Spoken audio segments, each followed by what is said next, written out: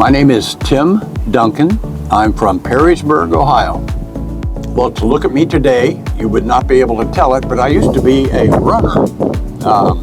I had gained a lot of weight as a dad and a traveling sales guy for years, and decided to take up running, and had been successful at doing that, even ran some 5Ks and so forth. And suddenly, at one point in time, in early 2006, my ankle started hurting. I thought, okay. And it wouldn't stop, it wouldn't go away. You know, I cut back on the running, ankle still hurt. My wife says, you gotta go get that checked out. My wife always took good care of me. I went in, he took a look at me, asked questions, and he says, why don't we get an x-ray real quick? And they had an x-ray facility on site, so they did. And that was a Friday morning.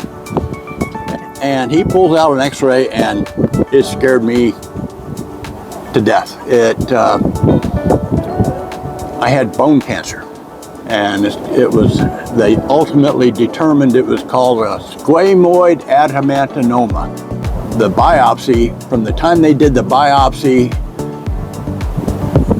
to the time they had done the original, Dr. Neiswander had done the original x-ray, it had doubled in size. So it was a very aggressive bone cancer. So he said, what do you think we ought to do? Or what would you like to do? We could try traditional, cancer treatment, with chemo and so forth and radiation, or we could amputate.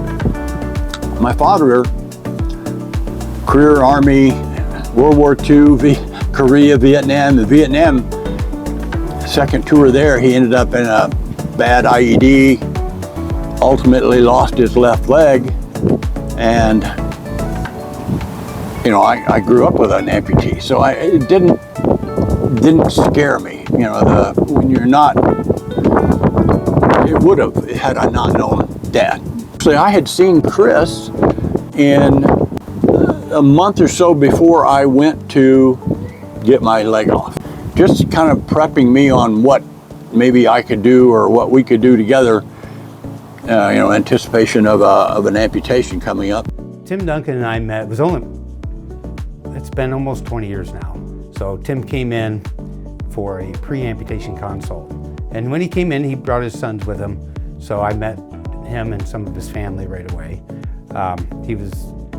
He had a rare form of cancer in the lower part of his leg.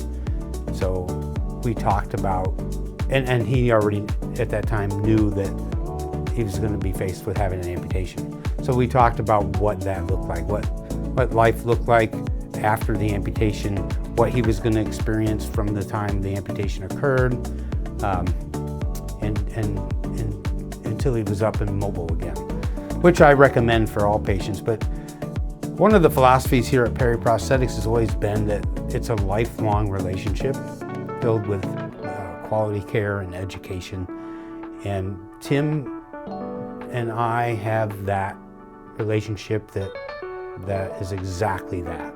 It exemplifies what that statement means. So we started off with me just talking to him about care, and then he saw me for his prosthetic care after the amputation, and we developed a friendship over the years. So in a 20-year period, like many people, you're faced with ups and downs and victories and adversities, and that's no different, except for the majority of the time when I meet someone new, it starts with an adverse event in your life. If you're seeing me, you've lost a limb. So we bonded pretty well right from the beginning. Tim's a fantastic guy. He was a businessman that traveled a lot. He took care of his family. We bonded because I'm an amputee as well. I think that probably led to it. Developed really a friendship over the course of making his first couple devices in the first couple years of being an amputee. And it just grew, that friendship grew. And we shared quite a bit. We talked about family, and I knew where he enjoyed traveling. I knew what he did with his family, because to have a relationship like that, to provide quality prosthetic care for someone,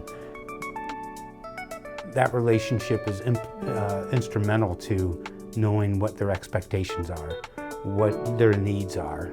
I'm bringing my expertise to him to help educate him so he can make better decisions on what might work best in his life.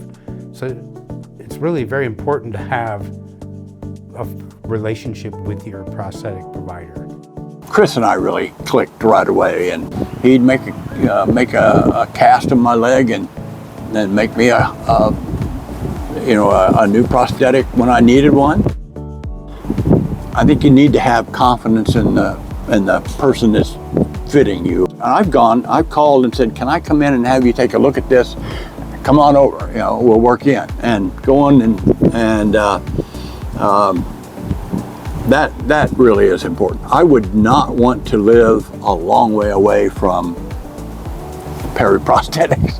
I just wouldn't. I mean, I have total confidence in Chris and the group there. Tim and I still to this day, we've both gone through some, like many people, loss in the family, and we're able to discuss that and bond. There's been many appointments where most of the appointment was just us talking and supporting one another. Tim's friendship to me is very valuable. Started off as patient care and became a lifelong friend. Do you work with any other prosthetists like Mike? Michael, yeah, with Michael. Since Chris has kind of taken on more management responsibilities as he's grown the business, he brought Michael in. Michael's been a really good selection for that. He's very detailed. He's got a good bedside manner, and he's knowledgeable. So I've got high confidence in Michael, and and everybody I've met at Perry Prosthetics has just been excellent to deal with.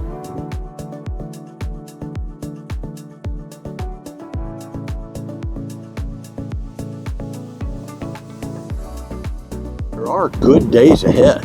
You gotta make adjustments. I mean, life is that way. As I got older, before I had my amputation, I wasn't as active physically. I used to be very physically active. Then I started not, but I didn't cut back on the food intake and so forth, and I got overweight. So I made an adjustment, started running. Actually, running and my wife saved my life. If I hadn't had that ankle pain, they would have never discovered the cancer in that tibia. In my case, I've never had another issue with cancer, and so I think you gotta just say, I'm gonna make this, I'm gonna make it work, and it has.